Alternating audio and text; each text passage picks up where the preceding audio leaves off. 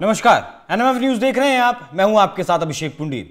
Covid काल के दौरान अगर आपको याद हो तो बाबा रामदेव की एक किट आई थी, एक दवाई की किट आई थी, जिसके विज्ञापन में कहा गया था कि यह दवाई कोरोना से आपको ठीक कर देगी। हालांकि उसके बाद कहा गया कि आपकी जो रोग प्रतिरोधक क्षमता है उसको बढ़ाने में मदद करती है और कोविड के इलाज के दौरान यह मदद करेगी। लेकिन इसी दौरान बाबा रामदेव ने कुछ ऐसा किया जिसके बाद वो आईएमए के निशाने पर आ गए, मतलब इंडियन मेडिकल एसोसिएशन के वो निशाने पर आ गए। विवाद था सीधा सीधा एलोपैथी का और आयुर्वेद के टकराव का। अपने विज्ञापनों में, अपने बयानों में बाबा रामदेव ने आईएमए को, इंडियन मेडिकल एसोसिएशन को, या फिर सीधे तौर पर अगर कहूं तो एलोपैथी को नीचा दिखाने की कोशिश की गई थी। यहीं से विवाद पनपता है और विवाद पहुंचता है सुप्रीम कोर्ट में। सुप्रीम कोर्ट कई बार तलब करता है बाबा रामदेव को, लेकिन बाबा रामदेव सुप्रीम कोर्ट के आदेशों पर बहुत ज्यादा ध्यान नहीं देते। उसके बाद 2023 में बाबा रामदेव की कंपनी को सुप्रीम कोर्ट कहता है कि आप भ्रामक विज्ञापन चलाना बंद करें, और इसी मामले को लेकर कल यानी 2 अप्रैल को सुप्रीम कोर्ट में सुनवाई हुई, जिसमें बाबा रामदेव और बालकृष्ण दोनों लोग सुप्रीम कोर्ट के कोर्ट रूम में मौजूद थे और बिना शर्त सुप्रीम कोर्ट से बाबा रामदेव ने माफी मांगी है। लेकिन सवाल अब यह उठ रहा है कि अगर बाबा रामदेव का विज्ञापन भ्रामक था, एक बीमारी को लेकर, उनकी दवा को लेकर भ्रामक था, तो फिर जो जितने भी फिल्मी सितारे हैं, खेल जगत से जुड़े सितारे हैं, या फिर और तमाम बड़ी हस्तियां हैं, वो जिस तरीके से विज्ञापन करती हैं, वो फेयर एंड लवली का ऐड हो, फेयर एंड हैंडसम का ऐड हो, या फिर कमला पसंद जैसे गुटखे का ऐड हो, या फिर और चीजों का ऐड हो, वो क्या विज्ञापन भ्रामक नहीं है? क्या अब सुप्रीम कोर्ट उन पर संज्ञान लेगा और सुनवाई करेगा? ऐसी मामले पर ज्यादा चर्चा करने के लिए मेरे साथ मौजूद है हमारे वरिष्ठ सहयोगी पंकज प्रसून। बहुत बहुत स्वागत है सर।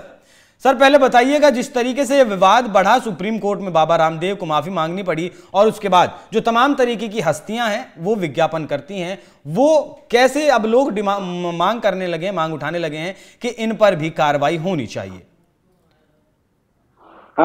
देखिए अभिषेक, मैं यहाँ किसी का बचाव या समर्थन नहीं करूंगा। ये बात सही है कि कोरोना किट को लेकर शुरुआत में बाबा रामदेव और पतंजलि ने कुछ बढ़ चढ़ के दावे किए, बाद में उसे मॉडिफाई करके कहा कि ये रोग प्रतिरोधक क्षमता बढ़ा। पहले तो कह रहा था कि कोरोना को जड़ से खत्म करेगी। यहाँ पे मामला शायद नहीं बिगड़ता, लेकिन उस विज्ञापन में उन्होंने ये भी कहना शुरू कर दिया एलोपैथी को देखो कि एलोपैथी खराब है। मेरा ये मानना है कि हर तरह की चिकित्सा पद्धति सही है, चाहे वो होम्योपैथी हो, आयुर्वेद हो, एलोपैथी, सबका अलग अलग रोल है। और स्वामी रामदेव जी ने योग के क्षेत्र में बहुत अच्छा काम किया है, आयुर्वेद के क्षेत्र में अच्छा काम किया है, लेकिन ऐसा नहीं है कि बाकी लोग खराब हैं। आप बहुत अच्छे हैं, लेकिन आपकी जो चिकित्सा पद्धति है वो प्रिवेंटिव चिकित्सा पद्धति है कि रोग ना हो इसके लिए योगा करें रोज।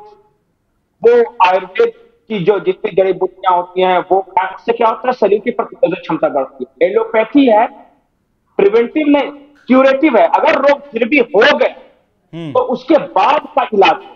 बाबा रामदेव को भी तो हिमालयन अस्पताल में भर्ती होना पड़ा था ना, रामलीला मैदान तो कुछ हुआ था, उसके बाद जो उपवास के बाद, तो इन्होंने भी तो एलोपैथी की मदद ली ना।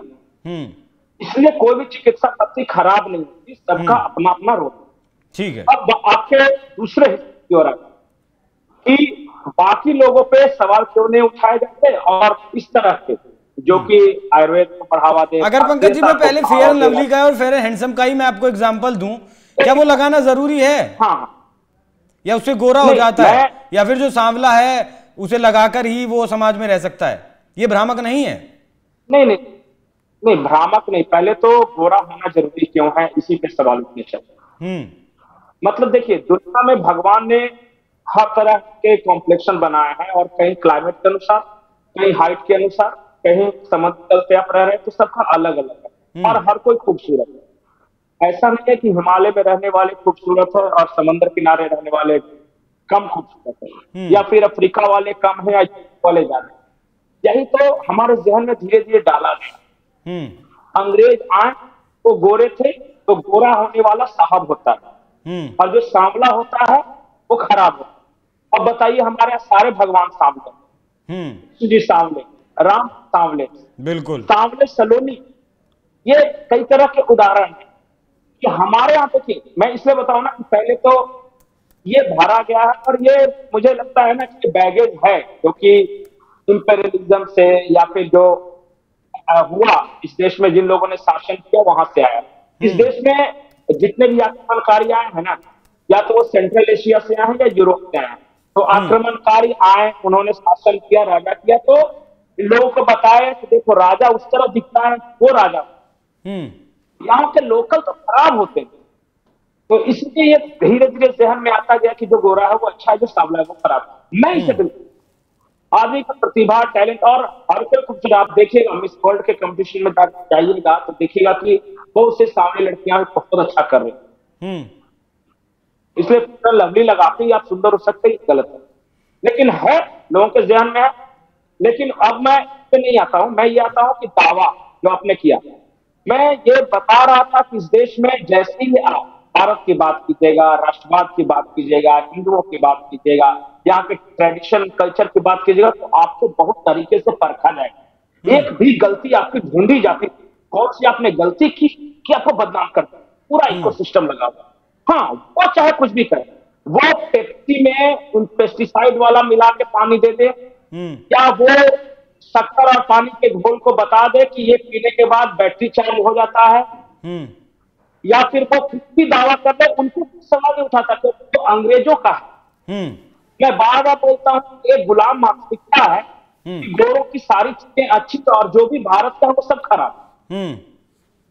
मतलब कि न्यूटन ने एक सेब गिरते देखा तभी गुरुत्वाकर्षण की खोज हुई, इससे पहले जैसे कि न्यूटन जैसे 25-30 साल से पहले गिरते नहीं देखा था, बिल्कुल, या जब वो पेशाब करता हो तो उड़ जाता था क्या? हाँ। उसको क्यों नहीं ख्याल आया, क्यों नहीं? पंकज जी, मैं वापस लौटना चाहूंगा, बताया मुझे बताइए। मैं ये कह रहा हूं ना कि इस देश में जो भी विदेशी है या जो गोरे लोग लेकर आए, कई लोगों के नजर वो सारी चीजें, और भारत का बढ़िया से बढ़िया ज्ञान भी, सब कुछ। अच्छा ये बताइए पंकज जी, सुनील गावस्कर और कपिल देव को कैसे मानते हैं लोग यहाँ हिंदुस्तान में? अच्छा मानते हैं? खिलाड़ी जो है शाहरुख खान, अक्षय कुमार, अगर ये लोग कमला पसंद का ऐड करते हैं तो कितना जायज है? नहीं देखिए, गुटखे का ऐड करने वाले, मैं तो बता रहा हूँ कि मेरा ऐसा मानना है, सबको हो सकता है कि वो पैसे की हवस में करते हैं, लेकिन मैं इतना मानता हूं कि वो जिन लोगों को लोग आइडियलाइज करते हैं, चाहे किसी भी फील्ड में हो, एक्टर हो, नेता हो, ये आपको थोड़ा सा अपने कंडक्ट को ज्यादा सतर्कता के साथ चलाना चाहिए, क्योंकि आपको बहुत सारे लोग फॉलो करते हैं। अगर कोई गुटखा खाता हुआ हीरो दिखेगा तो बहुत सारे लोगों को लगता है हीरोगिरी की पहचान, या फिर कोई हीरो अगर पेट का छल्ला बनाता हो तो बहुत सारे लोग बनाने की कोशिश करते हैं। अगर कोई चलता हुआ आदमी सिगरेट पी रहा है तो वो खराब है। अगर शाहरुख खान उस सिगरेट को पी रहा है किसी फिल्म में, लगेगा कि वाह, स्टाइल स्टेटमेंट। अगर आम लोगों की शर्ट फटी हुई हो तो गरीबी है, लेकिन स्टार की शर्ट फटी हुई हो तो स्टाइल है। तो मेरा मोटा मोटी से सवाल यही है, क्या ये चीजें भ्रामक नहीं है? एक स्टिंग का ऐड देखते होंगे आप, स्टिंग पीता है और आदमी जो है बिल्डिंग पर चढ़ जाता है, ऋतिक रोशन माउंटेन ड्यू पीकर जो है बाइक लेकर पहाड़ पर चढ़ जाता है, ये भ्रामक नहीं है? नहीं, और देखिए अब कौन बताएगा कि ड्यू पीने से हिम्मत बढ़ती है, स्टिंग पीने से कार की बैटरी चार्ज हो जाती है, बहुत सारे चीजें चल रही है। देखिए मैं एक एक करके नाम नहीं दूंगा, लेकिन इतना मुझे पता है कि निशाने पर हमेशा वो लोग होते हैं जो कि देश के लिए कुछ कर रहे। देखिए योगा का प्रचार किया तो कम्युनिस्ट लोगों ने उनके खिलाफ निशाना साधा, वो मानता हूं, हो सकता है कि इनकी कुछ दवाएं होंगी, कुछ होगी, कुछ बुराइयां भी, तो वैसे तो हर कंपनी की दवाओं में कहीं ना कहीं कुछ कमी है, लेकिन निशाना रामदेव वो इसलिए कि भारतीयता, जिसे मैं बता रहा हूं कि अंग्रेज कितना भी खराब से खराब काम कर ले वो अच्छा ही रहता है। वो गोरा है तो अच्छा है, क्योंकि वो हमारे राजा थे, मेम साहब और हाकिम, वो सब थे। और जो यहाँ का आदमी कितना भी बढ़िया कर ले यार, तो भारतीय ये क्या करेगा? और इसलिए मैं गुलामी की मानसिकता कहता हूं। और देखिएगा हर कुछ आप अपने रिलीजन के बारे में अच्छा कर बोलना शुरू कीजिए, अपने क्षेत्र के बारे में, अपना कुछ ट्रेडिशन।